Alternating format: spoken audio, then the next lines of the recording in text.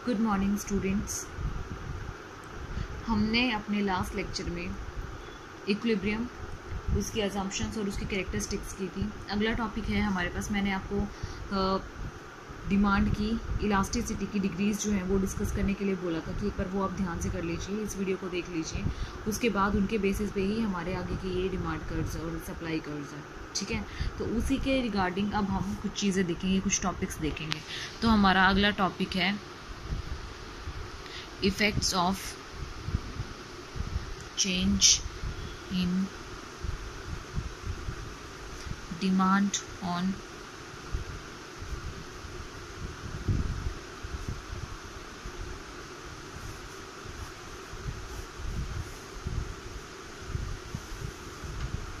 Equilibrium price, कि मतलब हमारे जो डिमांड का इक्विलिब्रियम प्राइस पे क्या इफ़ेक्ट पड़ता है, कि कीमत में होने वाले चेंज, कीमत में जो चेंज होता है उससे हमारी इक्विलिब्रियम प्राइस जो होता है, संतुलित कीमत जो होती है, उसके ऊपर क्या इफेक्ट पड़ता है। मतलब हमारे डिमांड का हमारी इक्विलिब्रियम प्राइस पे क्या चेंज आता है। तो देखो अब इसमें क्या चेंज आता है।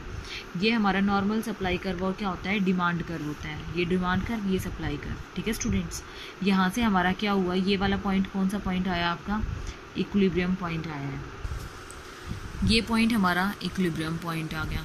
इसके रिगार्डिंग इसको अगर आप स्ट्रेट लेके जाओगे तो वो हमारी क्वांटिटी होगी, और अगर इसको लेके जाओगे तो वो होगा हमारा प्राइस, ठीक है स्टूडेंट्स। अब आप क्या करोगे, अगर आपकी डिमांड इंक्रीज होती है तो वो कहाँ की साइड शिफ्ट होगी, आपकी ऊपर वाली साइड शिफ्ट होगी, वो होगा आपका D1। अब देखो आपका D1 और आपकी सप्लाई यहाँ कट कर रही है ना, तो ये होगा आपका नया इक्विलिब्रियम पॉइंट, E1 पॉइंट, ठीक है। ये होगा आपका E1 पॉइंट। उसके बाद इसके कॉरेस्पॉन्डिंग होगी आपकी Q1 और इसके कॉरेस्पॉन्डिंग आपका प्राइस होगा P1, ठीक है। अब ये तो थी हमारे पास जब हमारी सब डिमांड इंक्रीज होती है। जब हमारी डिमांड डिक्रीज होगी तो वो किस साइड शिफ्ट करेगी, नीचे वाली साइड शिफ्ट करेगी, ठीक है। अब नीचे वाली साइड शिफ्ट करी तो ये कौन सा पॉइंट आया, हमारा इक्विलिब्रियम का नया पॉइंट आया। तो ये क्या आ गया, हमारी नई क्वांटिटी आ गई, और ये हमारा नया प्राइस आ गया। तो इस प्राइस पे हम इतनी क्वांटिटी सोल्ड आउट करेंगे। अगर हमारी डिमांड कम होती है तो हमारा प्राइस और हमारी क्वांटिटी दोनों कम होंगी। अगर हमारे पास हमारी डिमांड ज़्यादा होती है तो हमारी प्राइस और हमारी क्वांटिटी दोनों क्या होंगी, दोनों ग्रेटर होंगी। तो ठीक है, ये हमारा इंक्रीज और डिक्रीज के अंदर, ये तो हमारा था कॉमन डायग्राम। अब आप इंक्रीज और डिक्रीज देखोगे कि इंक्रीज और डिक्रीज किस हिसाब से होता है। इंक्रीज इन डिमांड, अगर डिमांड में इंक्रीज होती है ये डिमांड हमारी, तो क्या होगा, ये है आपकी डिमांड और ये है आपकी सप्लाई। ये वाला पॉइंट आपका इक्विलिब्रियम पॉइंट आया। यहाँ पे आपके प्राइस, यहाँ पे आपकी डिमांड और यहाँ पर आपका सप्लाई जो है, दोनों क्या होते हैं, इक्वल होते हैं, बिल्कुल, ठीक है। अब अगर आपकी डिमांड बढ़ेगी तो क्या होगा, आपकी क्वांटिटी और आपकी सप्लाई दोनों क्या होंगी, अप होंगी, P1 और Q1। ये तो था इंक्रीज का केस। अब आता है आपका डिक्रीज का केस। डिक्रीज इन डिमांड, देखो ये है हमारी क्वांटिटी और ये है हमारी डिमांड और ये है हमारी सप्लाई। ये आ गया हमारा इक्विलिब्रियम पॉइंट। इससे कॉरेस्पॉन्डिंग हमारी क्या जाएगी, क्वांटिटी, और इसके कॉरेस्पॉन्डिंग जाएगा हमारा प्राइस। ये ऊपर वाला डायग्राम हमने किया था जब हमारी डिमांड बढ़ रही थी, तो यहाँ पे हमारा नया E1 इक्विलिब्रियम पॉइंट आ गया था। अब ये हमारी डिमांड क्या हो रही है, डिक्रीज हो रही है, तो हमारी डिमांड ये D1 और S हमारा कहाँ कट हो रहा है, यहाँ कट हो रहा है ना, तो ये आया हमारा E1 पॉइंट। तो ये हो गया हमारी Q1 और ये हो गई हमारी P1, ठीक है। ये है हमारी डिक्रीज इन डिमांड। अगर हमारी सप्लाई जो है कम होगी, कब कम होगी, जब हमारी डिमांड कम होगी। डिमांड कम होगी तो हमारे प्राइस और हमारी क्वांटिटी दोनों सप्लाई की क्या हो जाएगी, डिक्रीज हो जाएगी। अगर हमारी डिमांड ज़्यादा होती है तो हमारी सप्लाई और हमारे प्राइस दोनों क्या हो जाएंगे, ज़्यादा हो जाएंगे, ठीक है। ये थी आपकी डिमांड के केस में। अब कौन से केस में आती है, change in demand and equilibrium. जब हमारी डिमांड में और हमारी इक्विलिब्रियम में चेंज होता है, दो कंडीशंस में चेंज होता है, change in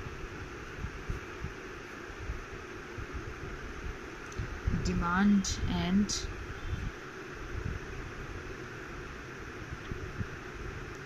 equilibrium. Change in demand and equilibrium दो तरीके से होती है। किस किस तरीके से होती है, जब हमारी सप्लाई इलास्टिक हो, व्हेन सप्लाई इज इलास्टिक, जब पूर्ति पूर्णतया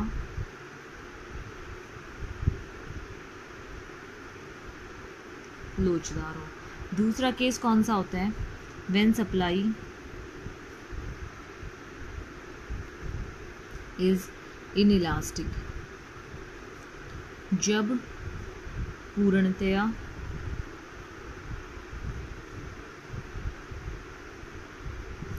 बेलोचदार हो। ठीक है, ये हमारा है सेकंड पॉइंट। तो अब हम दोनों में एक एक डिस्कस करेंगे, वन बाय वन हम डिस्कस करेंगे। ठीक है स्टूडेंट्स, हमारे पास फर्स्ट पॉइंट आता है हमारा, जब हमारी सप्लाई क्या हो? परफेक्टली इलास्टिक हो। तो परफेक्टली इलास्टिक के केस में क्या होगा? इसमें जो आपके प्राइस इस पर कोई इफेक्ट नहीं आता। ठीक है, अब हम फर्स्ट वाला केस डिस्कस कर रहे हैं, इसमें प्राइस पे कोई इफेक्ट नहीं आता। हमारी ये हुई हमारी सप्लाई ही हमारा प्राइस होती है, आपने देखा था। ये डिमांड है हमारी, अगर हमारी डिमांड ये है तो हमारा प्राइस, और ये हमारी क्वांटिटी होगी। अगर हमारी डिमांड इंक्रीज़ होती है, डिमांड इंक्रीज़ हो रही है, तो आपका प्राइस क्या है? सेम है, फिर भी बस क्या हो रही है? आपकी क्वांटिटी चेंज हो रही है, क्वांटिटी इंक्रीज़ हो जाएगी। ठीक है, इससे आपके प्राइस पे कोई इफेक्ट नहीं आएगा। There is no change in your price but change your quantity.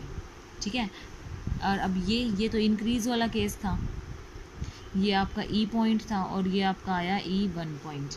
अब ऐसे ही ये आपकी सप्लाई कर, ये आपका प्राइस, ये आपकी डिमांड, ये आपकी क्वांटिटी होगी, और ये आपकी होगी इक्विलिब्रियम पॉइंट से क्वांटिटी। ठीक है, अगर आपकी डिमांड जो है वो डिक्रीज़ होती है,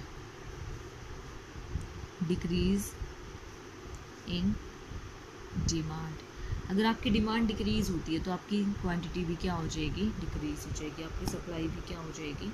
डिक्रीज़ हो जाएगी। ठीक है स्टूडेंट्स, तो ये था व्हेन और सप्लाई इज़ परफेक्टली इलास्टिक। ये तो था इलास्टिक के केस में। अब इनइलास्टिक के केस में क्या होता है? हमारी इनइलास्टिक के केस में कैसी डिग्री होती है? बिल्कुल स्ट्रेट होती है। इसमें आपकी सप्लाई पे कोई चेंज नहीं आता, आपकी प्राइस पे चेंज आता है। ये आपकी सप्लाई कर हुई, ये आपकी हुई डिमांड कर, तो ये आई आपके प्राइस, और ये आई आपकी क्वांटिटी, ये आया आपका इक्विलिब्रियम पॉइंट। अब अगर आपकी डिमांड कम होती है, ये आपकी डिमांड कम हो रही है, यहाँ आपकी सप्लाई और आपकी डिमांड कट हो रही है, तो ये आपका E1 पॉइंट आया और ये नया प्राइस आया। तो ये कब होती है? व्हेन डिमांड डिक्रीज, जब हमारी डिमांड क्या होती है? डिक्रीज होती है। और इंक्रीज वाले केस में क्या होगा? ये है आपकी सप्लाई और ये है आपकी डिमांड, तो ये हमारा इक्विलिब्रियम पॉइंट, और ये हमारा प्राइस, और ये हमारी क्वांटिटी। अगर आपकी डिमांड इंक्रीज़ होती है, डिमांड इंक्रीज़ होगी तो ये इस साइड शिफ्ट करेगी, तो ये वाला हमारा क्या हो गया? नया इक्विलिब्रियम पॉइंट होगा, और इसके कॉरस्पॉन्डिंग क्या आ जाएगा? P बन जाएगा। ठीक है स्टूडेंट्स, इसके कॉरस्पॉन्डिंग क्या आ जाएगा? हमारा P बन जाएगा। तो ये थी हमारी परफेक्टली इलास्टिक के केस में और परफेक्टली इनइलास्टिक के केस में। आज के लिए आई थिंक इतना ही काफ़ी है। कल हम अपना नेक्स्ट टॉपिक स्टार्ट करेंगे। ठीक है, अब सप्लाई के अंदर हम चेंज करेंगे। अभी हमने डिमांड के अंदर चेंज किया था, अब हम सप्लाई के अंदर चेंज करके देखेंगे। ठीक है, ये सप्लाई के अंदर वाला चेंज हम कल डिस्कस करेंगे। I hope, I think you understand. So कल दोबारा से हम नया टॉपिक डिस्कस करेंगे। Thank you students.